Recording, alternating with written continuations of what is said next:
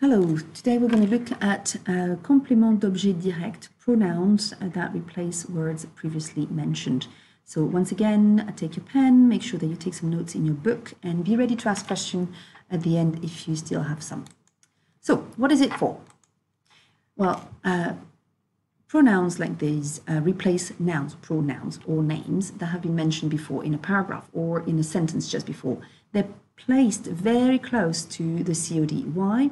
Just because if it's too far away from the COD, then we sometimes are confused about what the COD refers back to. Now, the COD answers the question who, qui, or what, quoi. So let's have a look at a few examples. Vous connaissez Martine? Je la connais depuis 20 ans. Now, la, it refers back to Martine, Martine being a girl's name. It's going to be la in the feminine form. Tu regardes le match chez Joseph? Non, je le regarde chez Eric. Le is our COD here. It refers back to le match, okay? Because it's masculine, we say le. J'aime trop ses chaussures, il me les faut. Les refers back to les chaussures, okay? It's plural. We don't care whether it's feminine or masculine in this level, but it's really important that we know that it's plural, okay? So as you can see, the COD changes according to the gender or the number of the noun it describes or the person it describes. So let's summarize a little bit the COD pronouns that we've got. As you can see, they can replace je, tu, il, elle, nous, vous, ils, okay? So let's have a look at the first one. Il me regarde. Il regarde qui? He looks at whom? Moi. Okay? So me or M apostrophe refers to me. Elle t'appelle. She's calling whom? You. Okay? Je l'écoute.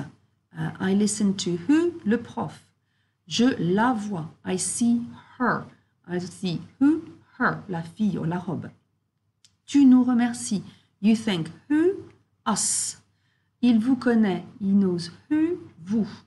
Je les regarde. I'm looking at who? The children. Les. Okay, as you can see, there's this link between the qui and quoi and who we're talking to or listening to or chatting with. Okay. So there are some specificities that we need to be aware of. The first one is that with the verb aimer and other verbs describing tastes, such as adorer, détester, apprécier, admirer, désirer, or préférer, le, la, and les usually refer back to people, not things or food. For instance, tu aimes Julie? Oui, je l'aime. I like her or I love her. Okay? Tu aimes le fromage? We tend to say oui, j'aime ça. We could say je l'aime if we talked about a specific cheese, okay, but it's a bit more tricky.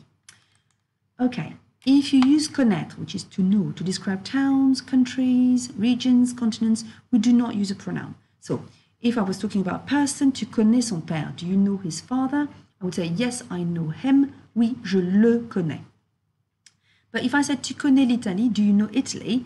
I would say, yes, I know it, but we wouldn't say the it in that case. We'd say, oui, je connais un peu, beaucoup. Okay, and then finally, the pronoun is positioned before the verb. Je ne le regarde pas. As you can see, le is positioned before the conjugated part of the verb. And that's where we need to be careful because when we have compound tenses such as the perfect tense, it's going to be je ne l'ai jamais vu. The pronoun is just before a. So what are the most common verbs using CODs? As I said, we've got verbs expressing taste, desire, aimer, adorer, détester, apprécier, admirer, désirer, préférer, and also verbs relating to senses. So écouter, to listen, entendre, to hear, voir, to see, lire, to read, manger, to eat, boire, to drink, toucher, to touch. Okay, so these are the most common verbs. However, as you can see, there are loads of verbs that take a COD.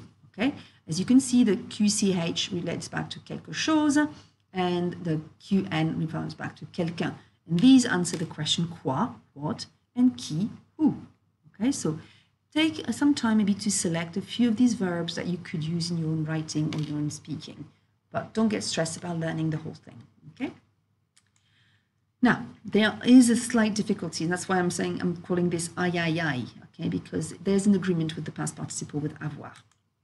So let's have a look at the first example. J'ai acheté une rose. Je l'ai acheté ce matin. Une rose is feminine, and it turns into je l'ai, okay, in the second half of the sentence. Because the rose is a feminine word, when I have the pronoun placed before the verb in the perfect tense, there's going to be an agreement between the pronoun and the past participle. And I'm not going to add an E at the end because rose is feminine and singular. Il a vendu sa voiture. Let's have a look. Voiture is replaced by L apostrophe, which is absolutely normal. But because I've got L apostrophe before the verb in the perfect tense conjugated with avoir, I'm going to add an E at the end because L apostrophe refers back to a feminine word. Elle a trouvé de super chaussures. Elle les a trouvées aux Galeries Lafayette. Super chaussures is plural and feminine. It doesn't affect our choice of pronoun. It's still les. However, it's going to really affect the past participle ending as we're going to have to add an E for the feminine portion of that expression and an S for the plural part. Let's have a look at one last example. Où as-tu mis la photo? Je l'ai mise, la photo. Okay, as you can see, because photo is feminine, L apostrophe is positioned before the auxiliary. We need to add an E at the end of me. So I want to be very, very clear. Only the COD agrees with the past participle conjugated with avoir, not the subject. And it has to be placed before the verb. Let's be very clear about this. As you can see, il a vendu sa voiture. Sa voiture is a COD, but it's not placed before a vendu, therefore there's no agreement. Okay? So make sure that it's only with the pronoun placed before the past participle that it's there's an agreement. Now, you know that there's a little bit of practice here. So there are 10 sentences. Try to remove the underlined expression and replace it with a COD. You know that the correction comes straight after, so pause the video now, do the exercise in your book, and then check it out. So let's have a look at the answers. Numéro 1, Phil et Eric la construisent en bois. La refers back to la maison. Okay, it's placed before the conjugated verb. Numéro 2, je l'attends pour aller à la piscine. I'm waiting for him, for my friend. Okay, so qui. I'm going to put an L apostrophe because it's in front of a vowel. Therefore, I need to have a little apostrophe. Numéro 3, je les trouve trop difficiles. Je trouve les devoirs de français trop difficiles. It's plural, and I'm going to put it before the verb. Now, that was our first little challenge with the perfect tense. Je l'ai mangé. The L apostrophe refers back to the burger. It's singular, masculine, nothing changes. But the second L apostrophe refers back to the lemonade, which is singular, feminine, and therefore I'm putting an E at the end of bu. Number 5, tu l'as déjà visité. I'm referring back to the country, which is feminine. Therefore, I'm adding an E at the end. Number 6, tu les aimes. I would accept that, actually. Do you like pasta? Yes, I like them. Or tu aimes ça. Both are correct in that case. Number 7, on l'a trouvé dans la voiture. The L apostrophe refers back to the key. And because the key is feminine in French, I'm going to add an E at the end of trouver. Elle va les retrouver devant l'école. She's going to meet her parents. Parents is plural, placed before the infinitive. Ils l'ont payé. They paid what? They paid the rent. Feminine, placed before the past participle in the perfect tense. Number 10, nous l'avons terminé à 22h. It was the party, la fête, and it was feminine, therefore, and I'm adding an E at the end. Okay, you can practice a little bit more. IB students, you can go on Elan, page 23. IGCSE students, you can go to your workbook, page 19.